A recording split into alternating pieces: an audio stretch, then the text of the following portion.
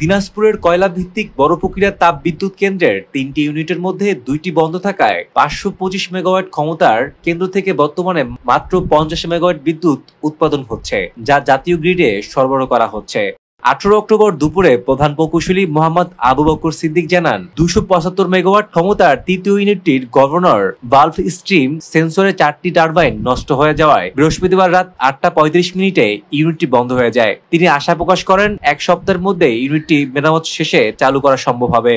জানা যায়, ১২৫ মেগাওয়াট ক্ষমতার দ্বিতীয় ইউনিটটি ২০২০ সালের নভেম্বর থেকে বন্ধ রয়েছে। বর্তমানে কেবল প্রথম ইউনিটটি চালু আছে, তবে সেটি পুরো ক্ষমতায় নয়। ১২৫ মেগাওয়াটের স্থলে উৎপাদন হচ্ছে মাত্র ৫০ মেগাওয়াট।